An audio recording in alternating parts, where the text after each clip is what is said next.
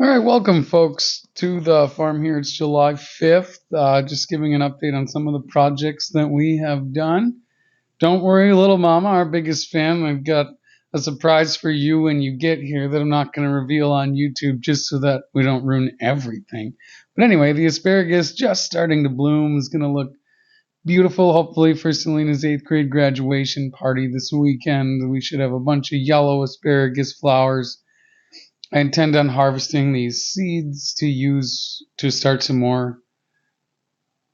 Now here we take a look at our green beans. All the green beans that we're growing this year are pole beans because I hate to bend over to pick up beans. So if you grow them on pole beans, you can grow them vertically and you don't have to bend over quite as far to pick them. Also, pole beans generally have a larger yield per plant per acre than bush beans. However, they usually take a few extra days. So if picking beans earlier matters to you, bush beans. If not bending over matters, pole beans. Here we are in the back. And as you can see, we protected these beans with, there's chicken wire on the bottom to keep the rabbits and other low to the ground varmints out. And then the tomato twine above the 2 feet of chicken wires to keep our favorite cervids away. No deer. No deer. A bunch of different varieties here. They all kind of got mixed up. That wasn't necessarily the goal, but we grew Kentucky Wonders, Blue Lake bush beans, and greasy grits. Excited for the greasy grits. I've never tried those. Those are in the main garden where you saw us put cardboard down. Here we are, way back by the pole shed here on the back of the farm. But these are the best looking beans that we have.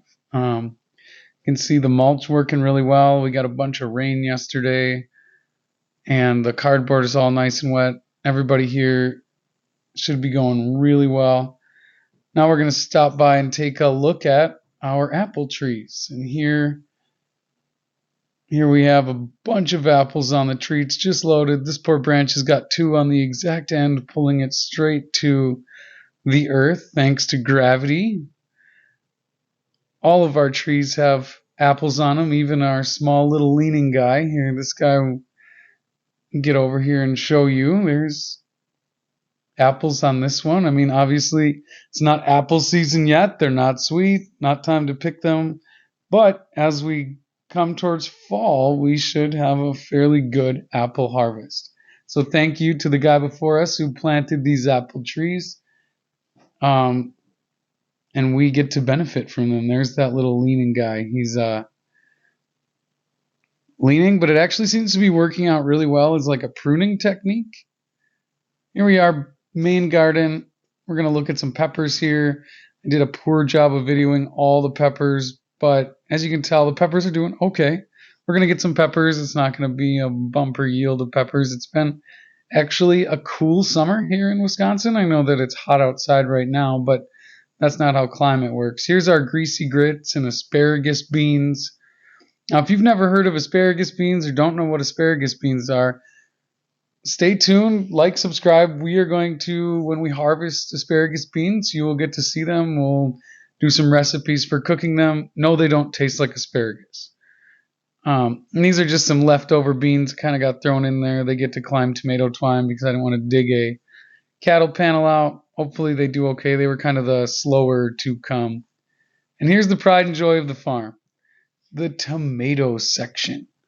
So as you can see, we've got 36 heirloom tomatoes here, 1 tomatillo.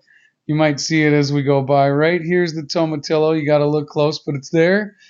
Then as we continue along, and we're going to show some, look at this. We got beefsteaks hanging on there. I should have moved the leaf, but there's like 8 or 9 tomatoes up in there.